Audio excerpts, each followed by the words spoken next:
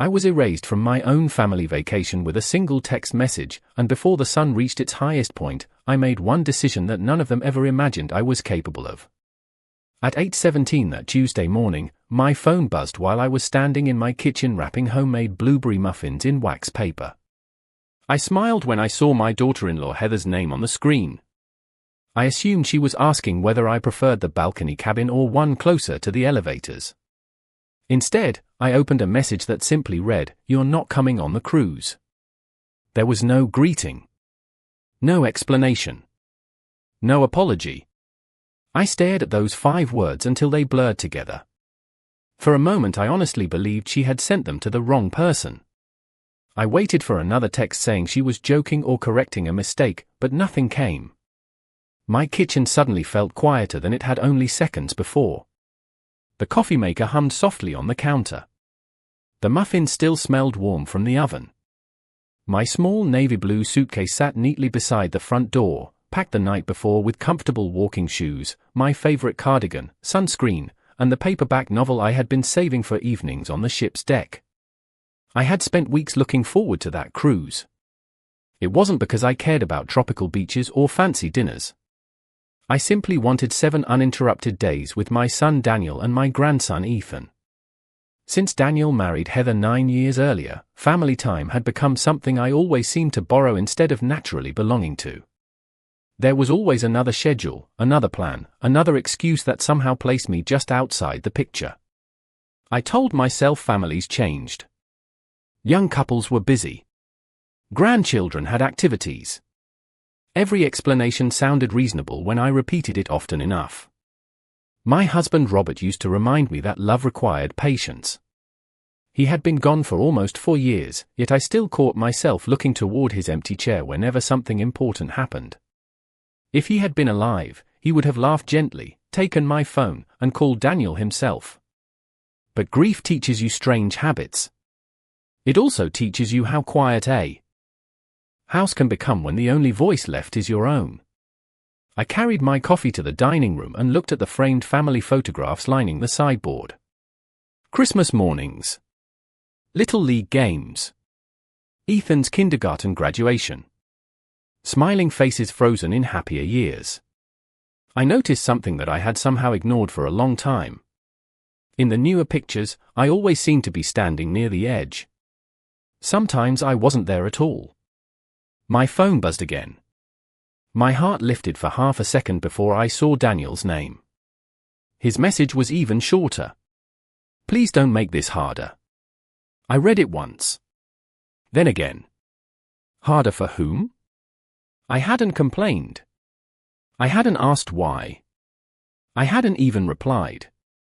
Somehow my silence had already become an inconvenience. I set the phone face down on the table and looked out the dining room window toward the maple tree Robert planted the year Daniel turned 10. Its branches moved gently in the summer breeze, completely unaware that something inside me had quietly reached its limit. I didn't cry. I didn't raise my voice. I simply realized that if someone could erase me with one text message, then perhaps I had been disappearing for much longer than a single morning. By 8:45, I had washed my coffee mug, unplugged the coffee maker, and placed the untouched muffins into a storage container. At exactly 9:02, I picked up my purse, locked the front door behind me, and drove downtown. I wasn't following my family to the cruise terminal. I was heading somewhere they never expected, and before noon, the life they believed would always be waiting for them would no longer exist. I drove through familiar streets that morning with both hands resting calmly on the steering wheel, surprised by how ordinary everything looked. The bakery on the corner still had a line stretching onto the sidewalk. Children laughed on the playground beside Jefferson Elementary School. A mail carrier walked from house to house as though it were just another Tuesday. The world had not changed because my heart had. I stopped at a red light and caught my reflection in the rearview mirror. My silver hair was neatly brushed, and I was wearing the pale blue blouse Robert had always said brought out the color of my eyes. I had dressed for a family vacation. Instead, I was driving toward the office of the attorney who had helped Robert and me update our estate plans years before he passed away. Michael Brooks had always been a patient man. He explained complicated documents in plain language and never rushed conversations. When his receptionist recognized me, she smiled warmly and said, "Mrs. Bennett, it has been a while. Mr. Brooks has a full schedule today, but let me see what I can do." I thanked her and sat quietly in the waiting room. There was fresh coffee on a small table beside a stack of magazines that no one seemed interested in reading. A grandfather played softly with his little granddaughter near the window while they waited for another appointment.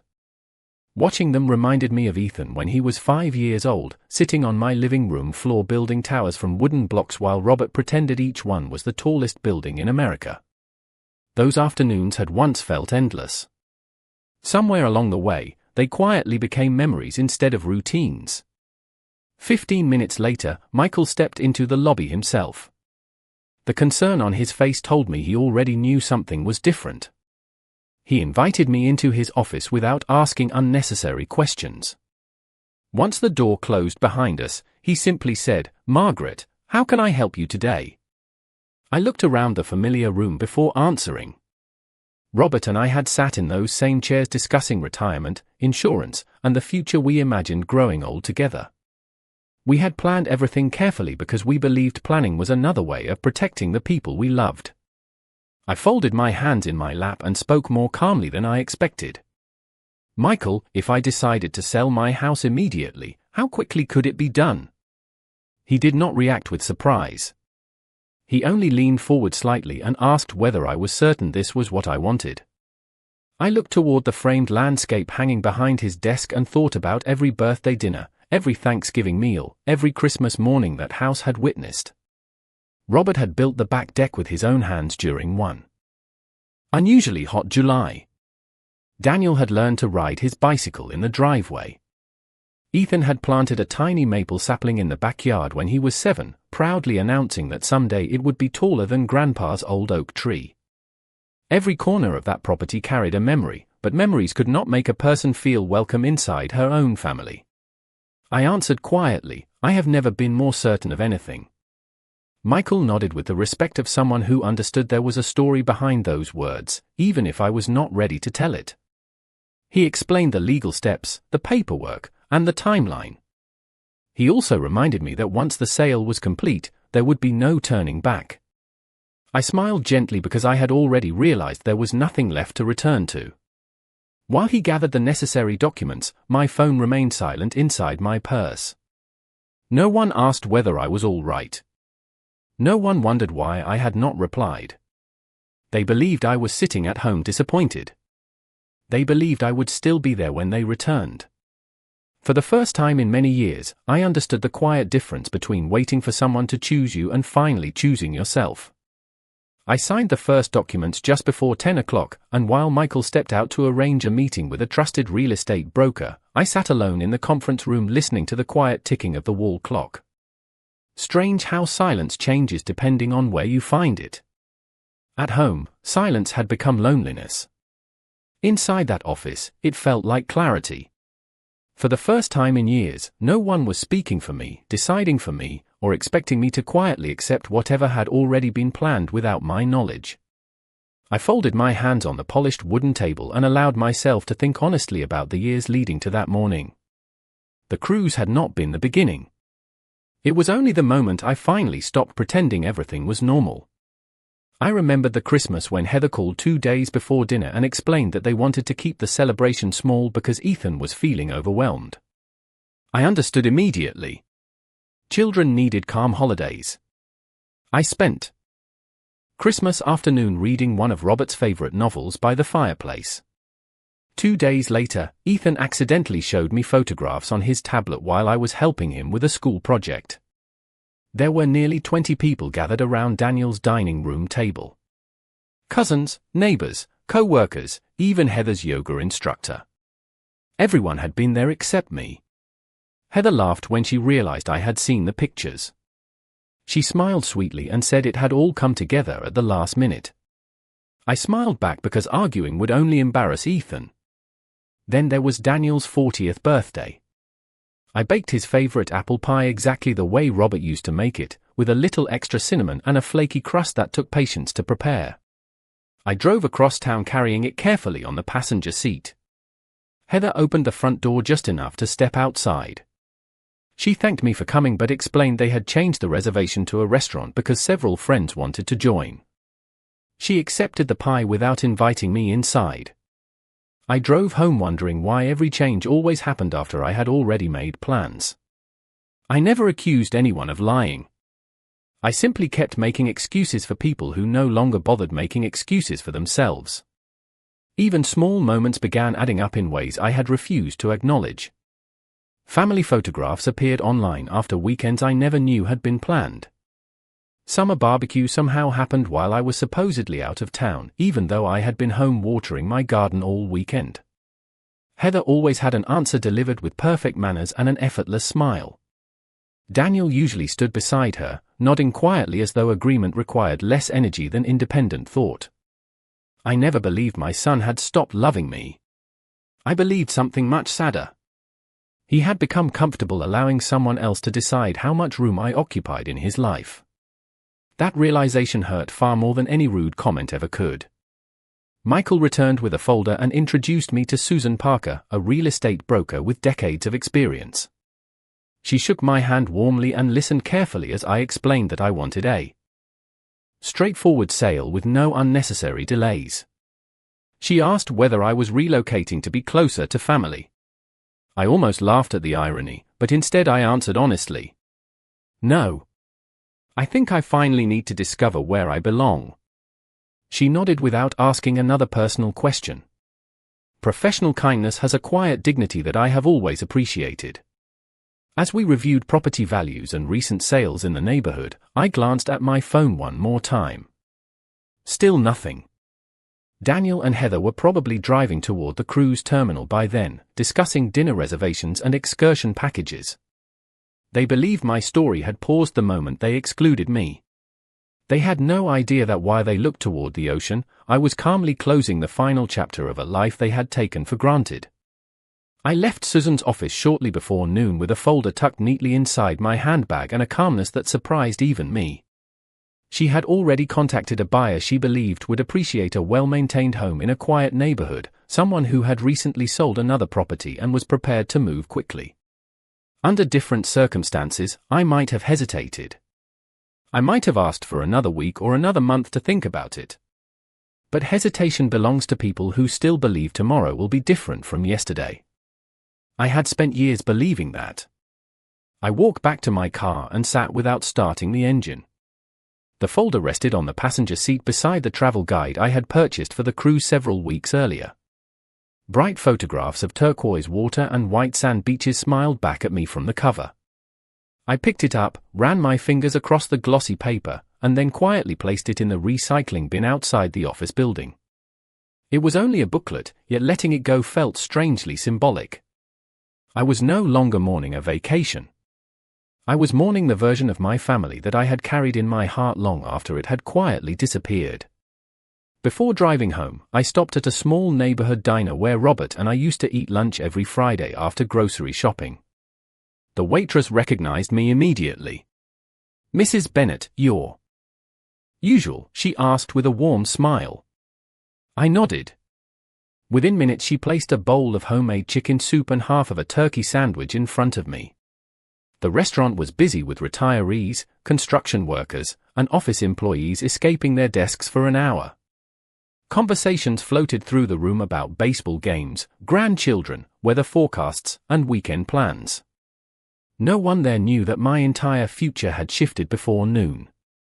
I took one slow spoonful of soup and suddenly remembered another lunch almost 8 years earlier, only a few weeks after Daniel introduced Heather to the family. She had reached across the table, squeezed my hand, and said, "I have always wanted a mother like you." I believed every word. I helped them move into their first apartment. I watched Ethan whenever they wanted a weekend away. I attended school concerts, soccer games, science fairs, and piano recitals. I celebrated promotions, anniversaries, and birthdays. I never kept score because love should never feel like a business transaction. Looking back, I realized the distance had not appeared overnight. It arrived one polite excuse at a time. One forgotten invitation. One changed plan. One family photograph where I no longer fit naturally into the frame. Heather never shouted.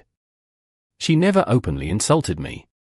She simply mastered the quiet art of making someone feel unnecessary while appearing perfectly gracious to everyone else. That was what made it so difficult to explain. If I had complained, people would have said I was imagining things. After lunch I returned home for what I already knew would be one of my final afternoons inside that house. Sunlight poured through the living room windows exactly as it had every summer since Robert installed them nearly 30 years earlier. Dust floated lazily through the warm beams of light. Everything looked peaceful. I slowly walked from room to room, not to say goodbye to the building itself but to thank it for carrying so many chapters of my life. In Daniel's old bedroom I smiled at the faint pencil marks still visible inside the closet where we measured his height every birthday. In the hallway I paused beside the framed photograph of Robert holding Ethan as a newborn. I gently removed the picture from the wall and wrapped it in a soft towel before placing it inside a storage box. There were only a handful of things I truly wanted to keep. The memories did not belong to the house. They belonged to me, and no closing document could ever transfer ownership of those. I spent the rest of that afternoon moving through the house with slow, deliberate steps, carrying empty cardboard boxes from the garage into the living room. I did not rush because there was nothing left to prove. Every item I touched forced me to decide whether I was holding onto an object or simply holding onto a memory. Robert had always teased me about keeping too many coffee mugs, yet I realized I only reached for the same blue ceramic one every morning because he had given it to me on our 20th wedding anniversary. That mug went into the box. The expensive china cabinet stayed exactly where it was. Daniel had once told me that cabinet would look perfect in his dining room someday.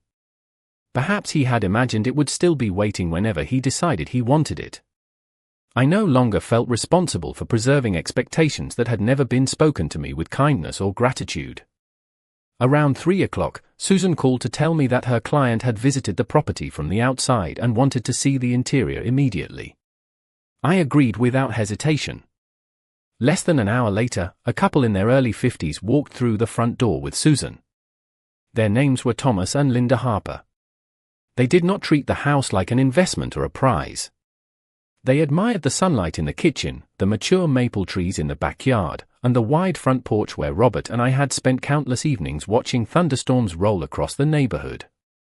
Linda paused beside the dining room window and quietly said, "I can picture our grandchildren decorating cookies at this table every Christmas." I smiled because for the first time that day someone had spoken about the house with hope instead of entitlement. They asked thoughtful questions about the neighborhood, the schools, and the community library.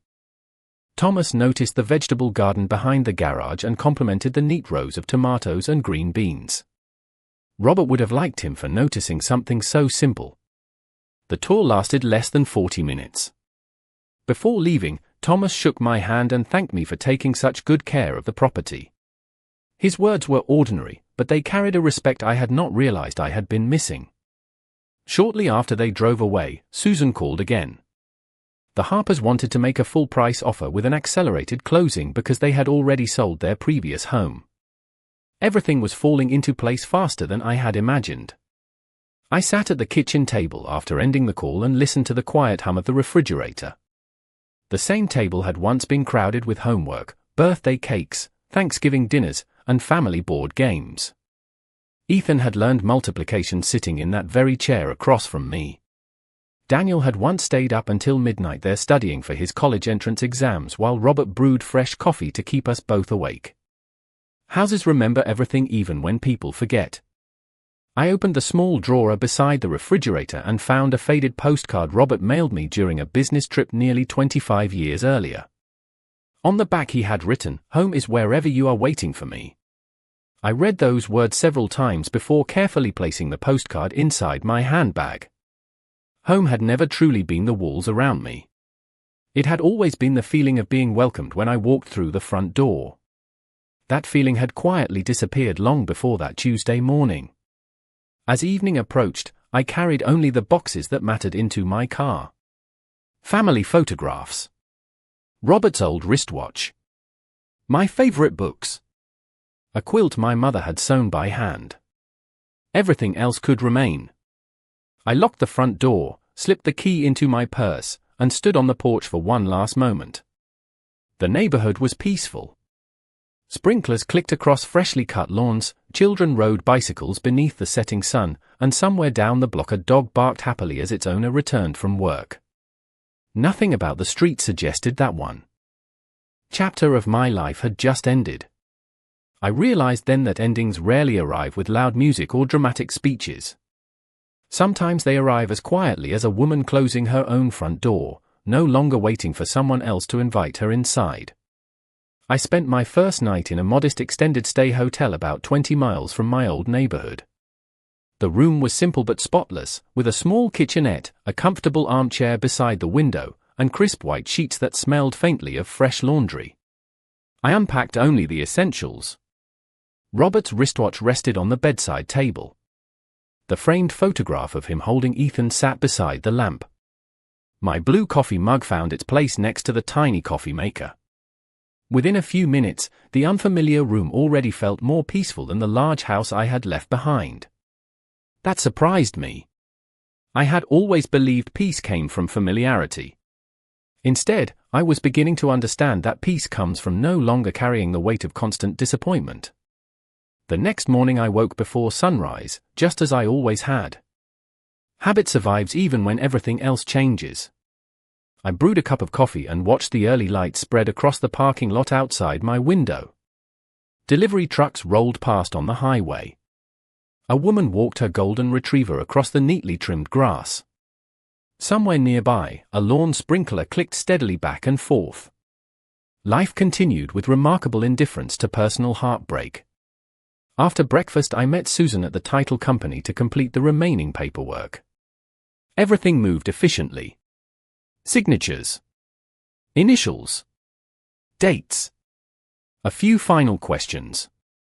The process felt strangely ordinary considering it represented the closing of more than 3 decades of my life. When the final document was signed, Susan smiled warmly and reached across the table. "I know this could not have been an easy decision," she said quietly. "I hope wherever you go next brings you happiness." I thanked her sincerely because she had never once treated me as an old woman making an emotional mistake. She had treated me as someone fully capable of making her own decisions. Respect can arrive in surprisingly small gestures. Before leaving the office, I handed Susan a sealed envelope with Daniel's name written carefully across the front in my handwriting. "Please arrange for this to be left at the house after the new owners receive possession," I said. She looked at the envelope but never asked what was inside. Professional discretion is a rare kindness. The letter itself was only a few pages long. I did not accuse anyone. I did not list every disappointment or every forgotten invitation. I simply explained that a family cannot slowly remove someone from their lives and still expect that person to remain standing exactly where they left her.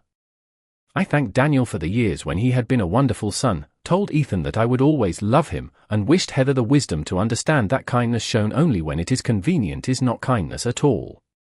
I ended the letter with one sentence that had taken me several hours to write because it needed to be true rather than dramatic. "I did not leave because you excluded me from one vacation. I left because I finally accepted that I had been missing from your lives long before that message arrived." Afterward I drove toward a quiet lakeside town about 90 miles away where I had reserved a small furnished cottage for the next several months. Robert and I had visited the area countless times during our marriage whenever we wanted a peaceful weekend away from work. The roads were lined with towering oak trees, small bookstores, family-owned diners, and antique shops that seemed untouched by time. As I crossed the bridge overlooking the calm water, I rolled down the window and allowed the cool breeze to fill the car. It was the first deep breath I felt I had taken in years. My phone remained silent throughout the drive. No missed calls. No text messages asking where I was.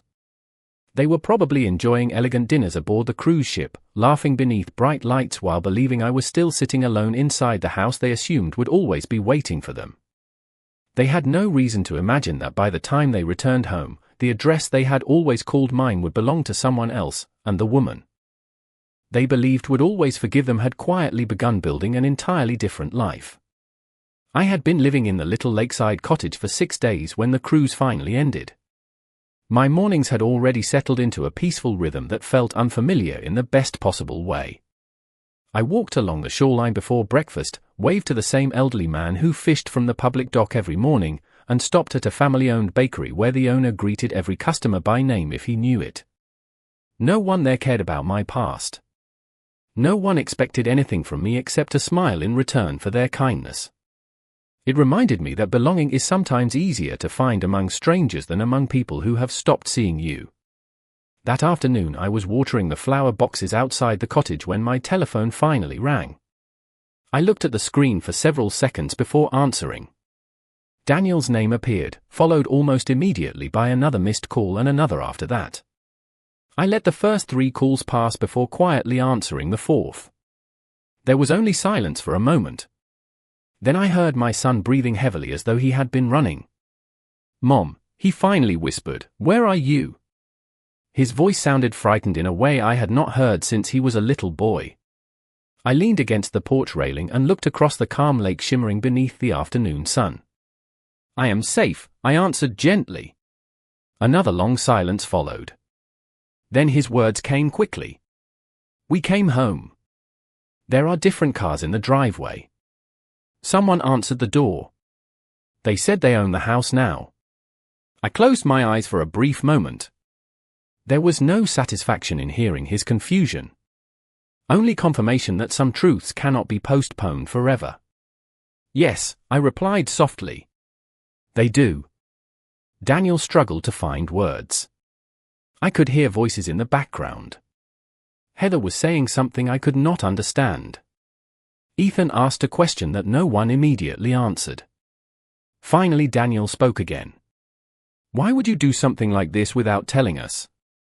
That question stayed with me for several seconds because I realized it revealed everything that had quietly gone wrong between us. I answered as calmly as I could. "Daniel, your family planned an entire vacation without telling me. You expected me to discover that I had been excluded through a text message. You made decisions about my place in your life without asking how I felt. I simply made a decision about my own life in return." He did not interrupt. For perhaps the first time in many years, he listened without preparing another explanation. His voice became much quieter. "Mom, we found your letter." I looked out across the water where a pair of ducks glided slowly toward the opposite shore. Robert used to say that calm water reflects the truth more clearly than rough waves ever could. "Then you know why I left," I answered. Daniel took a slow breath before speaking again. "Heather said the cruise was supposed to be just for our little family. She thought it would avoid unnecessary tension." I smiled sadly, not because his explanation convinced me, but because it sounded exactly like every explanation that had come before it. Different words. The same result. "Your little family has always included your mother," I said quietly. Until someone decided it did not. Neither of us spoke for several moments. I could hear only the breeze moving through the trees around my cottage. Finally Daniel admitted something I never expected to hear. I should have stopped it. I knew that text was wrong. I did not want another argument.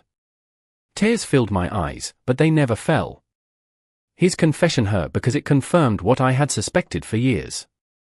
He had not failed to notice my absence. He had simply become accustomed to it. Sometimes avoiding one uncomfortable conversation creates years of silent distance, I told him. "I hope you remember that, Daniel." Before ending the call, he asked where I was staying. I looked around the little porch with its rocking chair, flower boxes, and view of the peaceful lake. "For now," I answered gently, "I am exactly where I need to be." The morning after Daniel called, I walked to the small farmers' market that opened every Saturday beside the lake. It was the kind of place where neighbors lingered over fresh peaches, homemade bread, and conversations that never seemed rushed. I bought a basket of strawberries from an elderly couple who had been farming the same land for more than 40 years. As I thanked them, I noticed how naturally they smiled at one another. There was no performance in their kindness. It came from years of choosing respect every ordinary day. That simple thought stayed with me as I carried my groceries back to the cottage. Around noon my telephone rang again. This time it was Ethan. I answered immediately. His voice was hesitant, almost embarrassed. "Grandma, are you mad at me?" The question caught me completely off guard. I sat down in the rocking chair on the porch before answering. "Oh, sweetheart, never. I could never be angry with you." He was quiet for a moment. "Mom and Dad have been arguing ever since we got home. Dad keeps saying things should have been different. I did not know you were not invited. I thought you did not want to come." I closed my eyes and took a slow breath. Children often carry burdens they never asked for simply because adults fail to tell the truth. "None of this is your fault, Ethan," I said gently. "Sometimes grown-ups make choices they later wish they had made differently."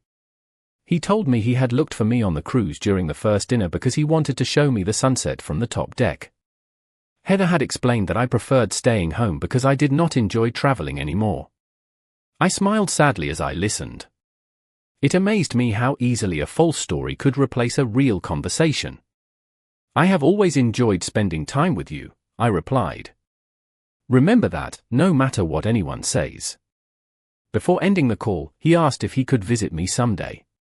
My answer came without hesitation. "The door will always be open for you." After we said goodbye, I sat quietly watching the lake ripple beneath a gentle breeze. My heart felt lighter than it had in years because I finally understood something important. Distance had never been what frightened me. Dishonesty had. Later that afternoon Daniel called again.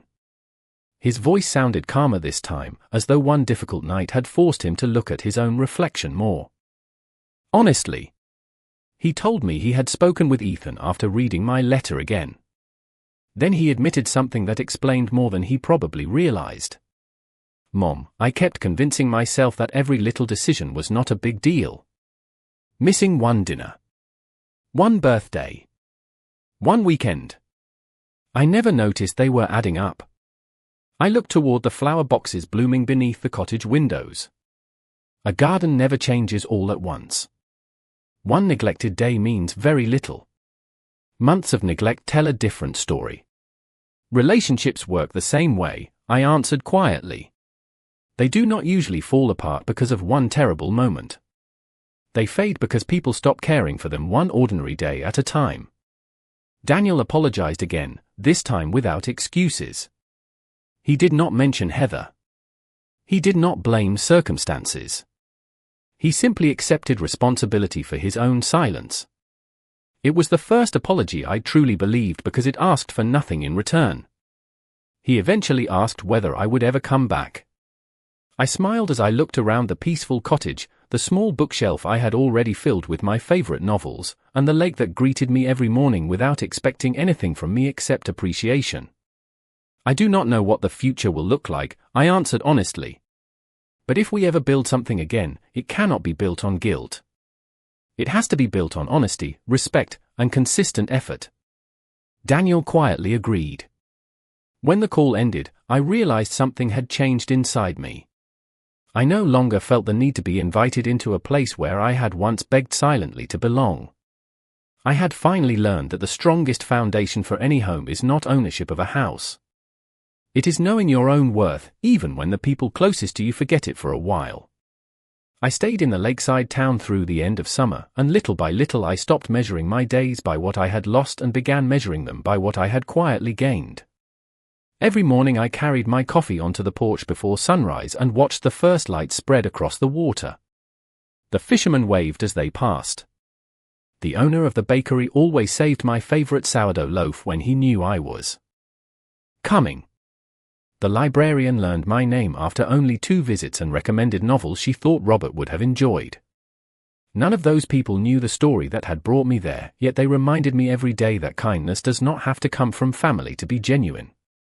About 2 months after I arrived, Daniel drove to the cottage alone. He called before leaving home and asked whether he could visit. This time he did not assume the answer. He waited for it. That small difference mattered more than he probably realized. When his car pulled into the driveway, he stepped out slowly and looked older than he had only weeks earlier. Regret has a way of changing a person's face. He walked toward the porch carrying nothing except a small paper bag from my favorite bakery back home. I remembered, he said with a nervous smile. I invited him inside. We spent several hours talking, not about the house, the money, or the cruise, but about all the ordinary years we had almost allowed to disappear beneath silence. He admitted that after reading my letter several times, he finally recognized a pattern he had ignored for years. Every decision had seemed too small to challenge. Every compromise had appeared harmless. Yet together they had slowly pushed me farther away until one text message simply revealed a distance that had already existed. He also told me that Heather had been forced to confront uncomfortable truths about the way she had managed family relationships. I did not ask for details because my peace no longer depended on judging anyone else. People can only change if they choose to see themselves honestly. That choice belongs to them. Mine was different. Mine was learning that forgiveness and returning are not always the same thing. Before Daniel left, he handed me an envelope. Inside was a photograph Ethan had taken during one of our fishing trips years earlier. Robert stood beside me, both of us laughing while Ethan proudly held up a tiny fish he insisted was the biggest catch of the afternoon. Across the back, Ethan had written in careful handwriting, "Home is wherever Grandma is smiling." I held the photograph for a long time without speaking. Some gifts cannot be measured by their size. They are measured by the healing they quietly begin. Daniel hugged me before getting into his car. It was not the hurried embrace of obligation that had become common over the years. It was the kind of hug that says a person finally understands what almost slipped away. As I watched him drive down the narrow road beside the lake, I realized I did not need everything to return to the way it had once been. Some chapters deserve to stay closed because they teach us how to write better ones. The cottage eventually became my permanent home. I planted flowers beneath every window, joined the local book club, volunteered twice a week at the community library, and discovered that life after disappointment can still be filled with unexpected joy. I never regretted selling the old house because I eventually understood something Robert had once told me during a difficult season of our marriage. He said that walls can shelter a family, but only love, respect, and honesty can create a home. For years I believed I had lost my home the day I locked that front door for the last time. I know better now. I did not lose my home. I simply stopped waiting in a place where no one was saving me a seat and found the courage to build a new one where I finally remembered my own worth.